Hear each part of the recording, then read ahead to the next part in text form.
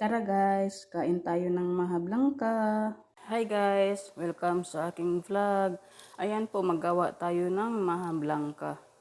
Mayroon po tayo dito isang baso, corn flour. At yung tubig po, yun po yung pang tunaw natin po dito sa cornstarch po. At ito po yung ang ating gata. At mayroon po tayo dito. At ito, yan po. At hindi na po tayo maglagay ng asukal para po hindi masyadong matamis. Tara guys, simulan na natin. At ngayon guys, ilagay na natin ang condensed milk.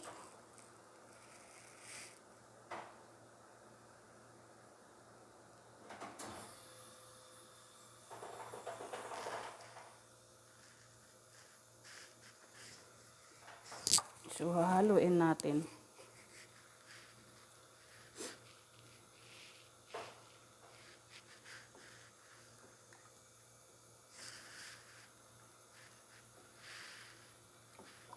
So mukhang nag-mix na. At ngayon naman, ilagay natin ang mais.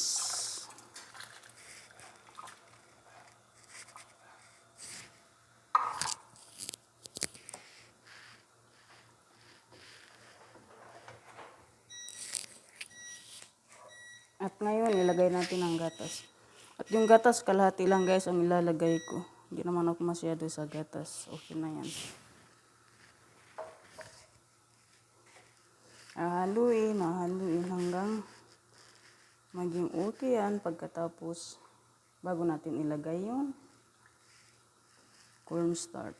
So habang po pinapainit natin ito, ayun po, tutunawin na natin ang cornstarch. Ngayon guys, kumulo na yung gata. So ilagay na natin ito. Unti-unti.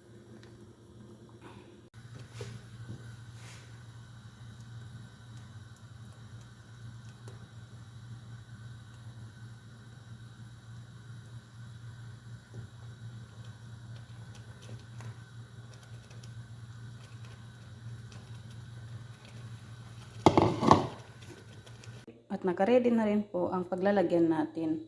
Dalawa ang kinuha ko pero baka magkasya sa isa. Kasi malaki naman din yan. Ngayon yan na po siya. Haluin hanggang sa maging okay. Ayan na siya guys.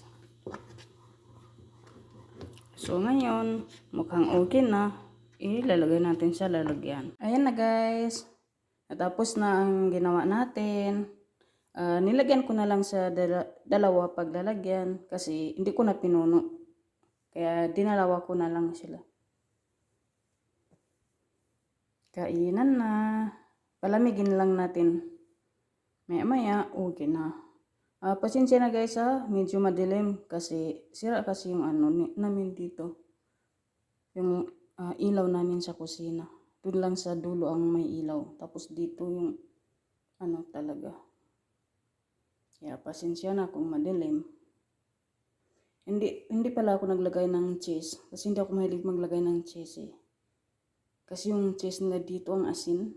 Yung palagi binibili ng amo ko maasin kaya ayaw ko. At yan lang. Simple lang.